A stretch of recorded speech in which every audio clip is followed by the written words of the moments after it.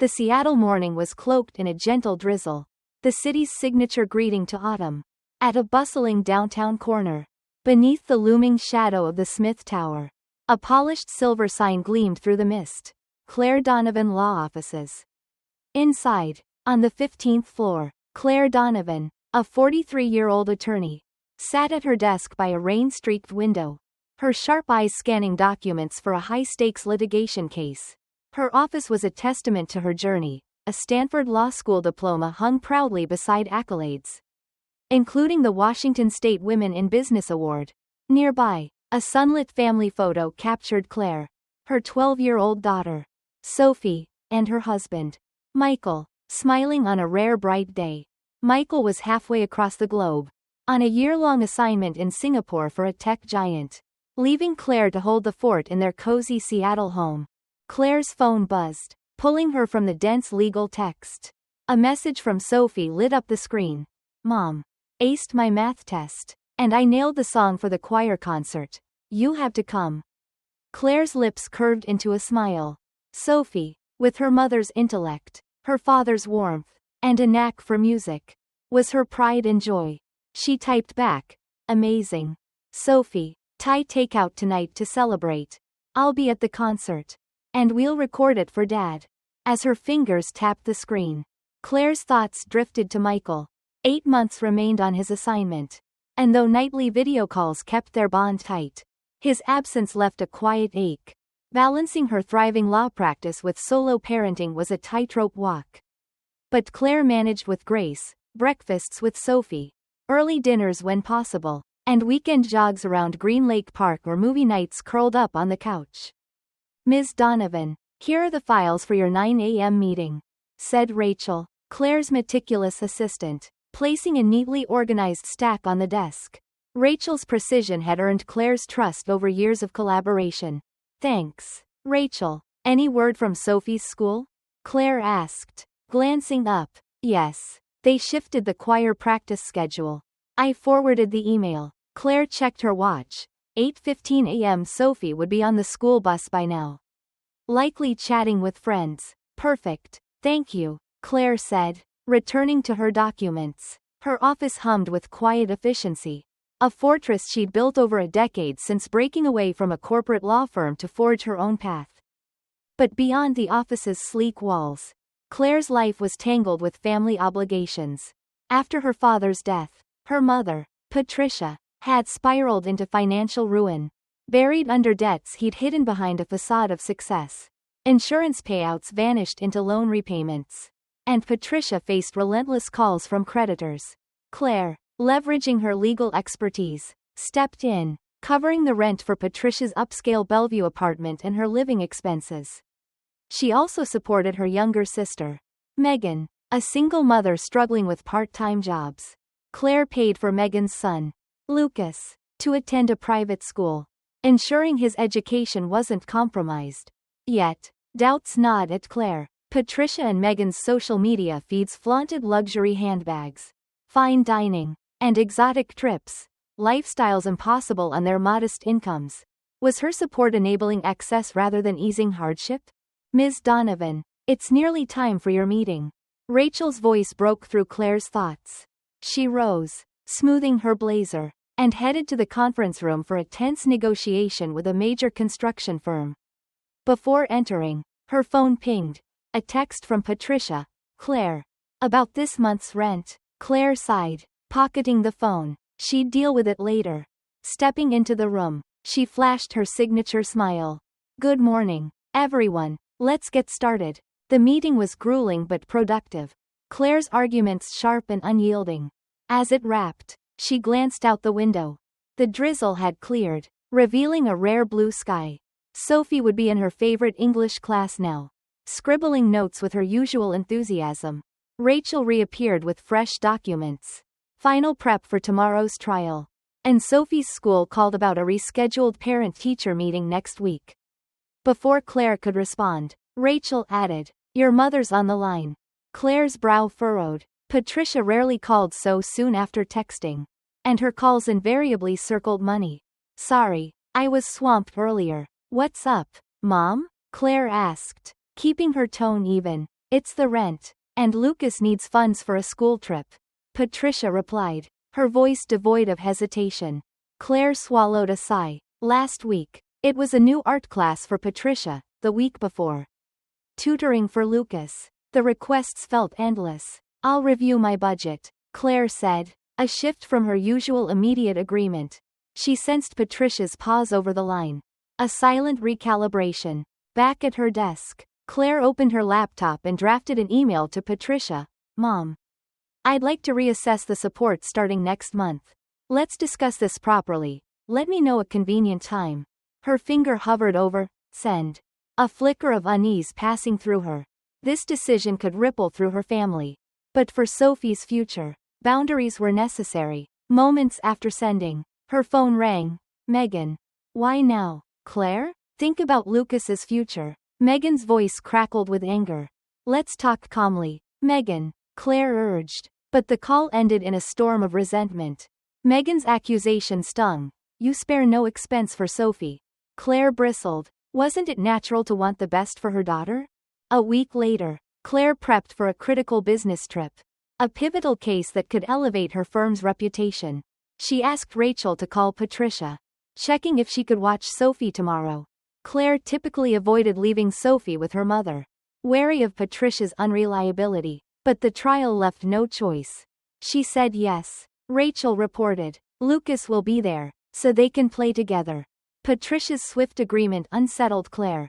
Normally, her mother would dodge with excuses, feeling unwell or having plans. Despite her misgivings, Claire proceeded, the case too crucial to delay.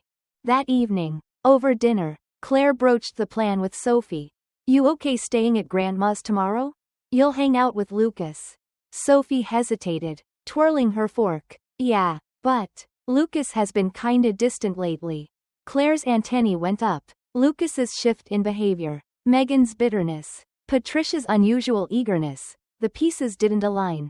She pushed the unease aside, focusing on Sophie's bright eyes. It'll be fun, Claire reassured, though doubt lingered. The next morning, in the car to the airport, Claire gripped Sophie's hand. Promise me, if anything feels off, you call me right away.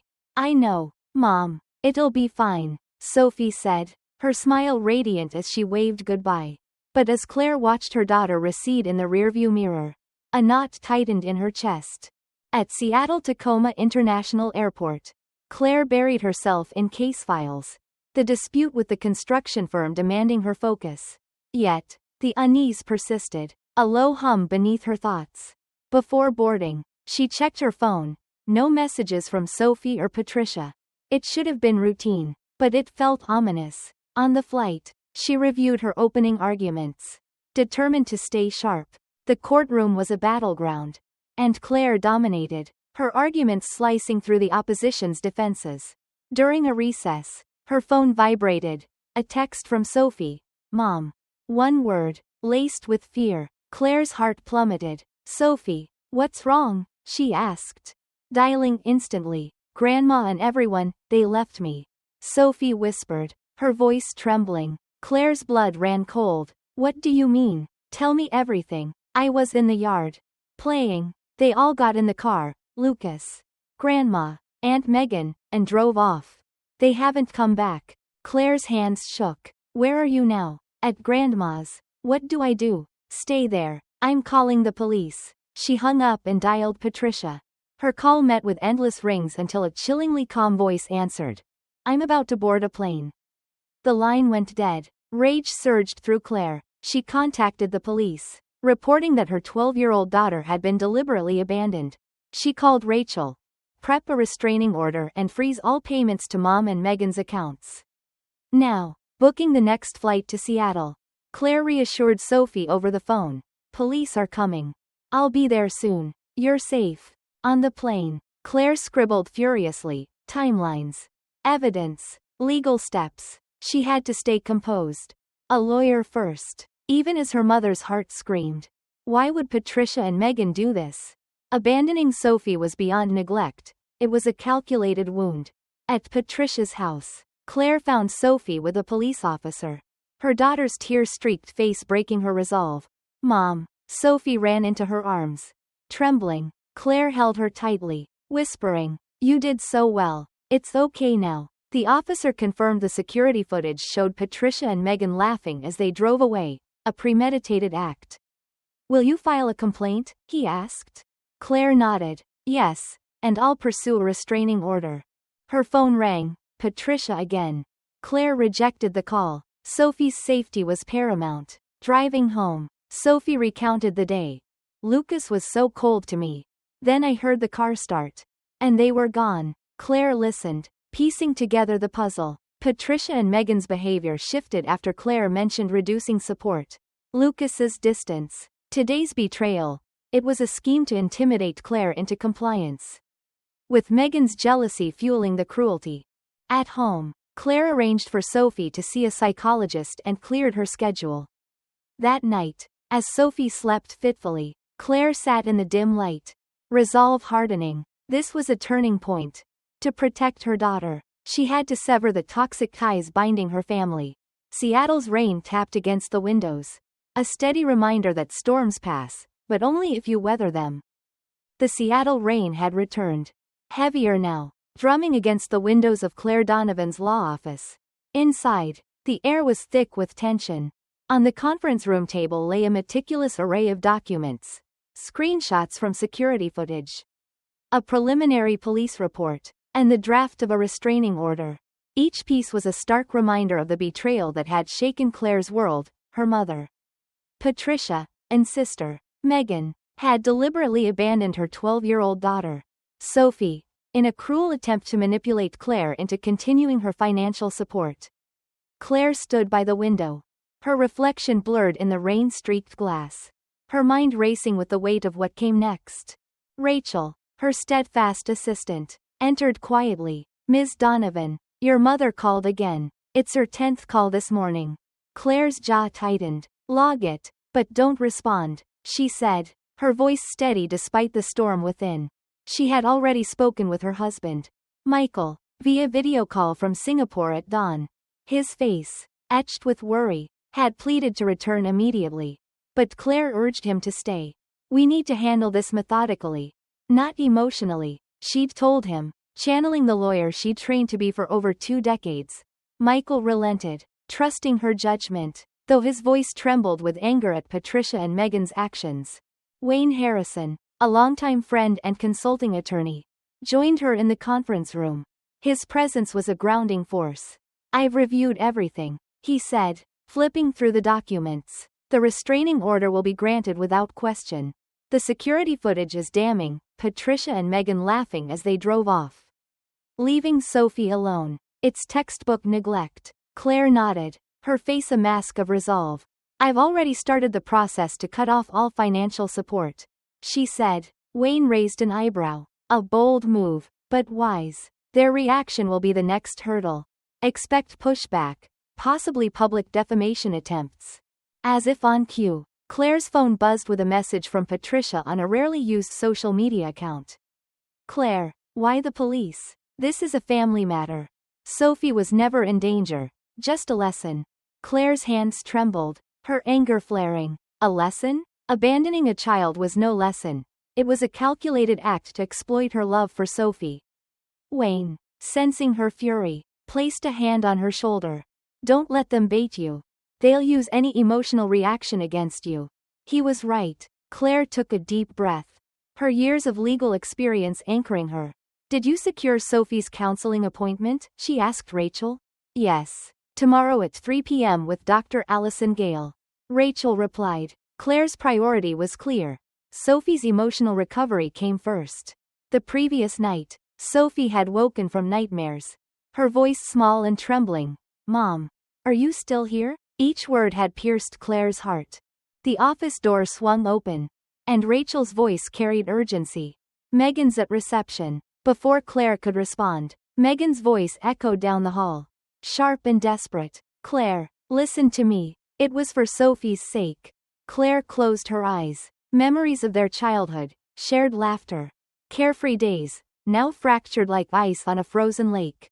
"Call security," she told Rachel, her tone firm. Megan's protests faded as she was escorted out, but her words lingered. A painful reminder of how far their bond had deteriorated. This isn't over, Claire murmured to Wayne. They'll try something else. He nodded. Document everything. Evidence is your shield. That afternoon, Claire left early to pick up Sophie from school. Seeing her daughter laughing with friends brought a flicker of relief. But when Sophie spotted her, she ran over, her hug tight with unspoken fear. You came, just like you promised, Sophie said, her voice betraying the lingering shadow of abandonment. Claire's heart ached. I'll never leave you behind, she whispered, meaning every word. On the drive home, Sophie chatted about her day, English class. A funny moment in science, but her occasional glances, searching for reassurance, spoke volumes. At home, the answering machine blinked with a message from Patricia. Claire, let's talk. It's terrible for our family to fall apart like this. Claire deleted it mid-sentence. This wasn't a mere dispute, it was a deliberate act of harm. That night, after Sophie slept, Claire worked in her study, preparing for the restraining order hearing and finalizing the cessation of financial support. The decision was heavy but necessary. Patricia's upscale Bellevue apartment, Lucas's private school fees, their endless requests. Claire had shouldered it all, believing it her duty, but no more. The next morning, she learned the consequences were unfolding swiftly. Rachel reported that Patricia had been evicted from her apartment, 3 months behind on rent, and had moved to a modest state housing unit on Seattle's outskirts, a far cry from her once glamorous lifestyle. Megan's situation was bleaker. Lucas's father, informed of her actions, had won custody, and Megan now faced child support payments. Worse, she'd been caught shoplifting at a local supermarket, settling with a plea deal. Wayne brought more news. Patricia was spotted at a church charity, lining up for food assistance. He said carefully, her social media, those posts of designer bags and exotic trips, are gone. Deleted. Claire closed her eyes, processing the fall of the woman who once shopped at luxury boutiques. It was a stark unraveling. A life of pretense collapsed under its own weight. Their situation validates your decision, Wayne added. Their lifestyle relied entirely on your support. Claire nodded, her emotions tightly reined. This was the outcome of her choice. A necessary reckoning. Weeks passed, and autumn deepened. Sophie's counseling sessions with Dr. Gale showed progress. Her nightmares grew rare, and her grades began to climb back to their usual excellence. One afternoon, Sophie bounded in from school, waving a colorful drawing. Mom, my teacher says this should go in the art exhibition. Her smile was a balm to Claire's soul. It's beautiful, Sophie, Claire said, pulling her into a hug. That evening, during a video call with Michael, he beamed at Sophie's recovery. I've managed to cut my assignment short, he said. I'll be home next month. Sophie's eyes lit up, and Claire felt a weight lift. Their family was healing. At Seattle-Tacoma International Airport, Claire and Sophie stood in the arrivals hall, scanning the crowd. Dad's here, Sophie squealed, spotting Michael. Claire's heart swelled as she hugged her husband. Welcome back, she whispered. In the car, Michael turned to Sophie. How's school, kiddo? Awesome, Sophie replied, her voice free of the anxiety that once clung to it. I've got a piano solo at the Winter Music Festival. Her confidence, her resilience, shone through, a testament to her strength at just 12 years old. The next morning, Claire arrived at her office to find a letter from Patricia, delivered through legal channels. Claire, I won't ask for forgiveness. I just hope you and Sophie are happy. Claire sighed, folding the letter. Forgiveness was one thing, rebuilding trust was another. Her focus was clear, a new family structure, free of fear and dependency. That evening, as Michael cooked dinner, the aroma of garlic and herbs filled the house. In the living room, Sophie practiced her piano, the notes weaving a melody of hope. Claire and Michael listened, their hands entwined, savoring the ordinary joy of togetherness, a joy hard-won and deeply cherished. The rain outside softened, a gentle patter now. Seattle's storms always passed, leaving clearer skies. Claire knew the road ahead wouldn't be easy, legal battles loomed. And family ties were forever altered, but with Sophie's laughter and Michael's presence, she felt ready. This was their new beginning. built on love, resilience, and the courage to draw a line.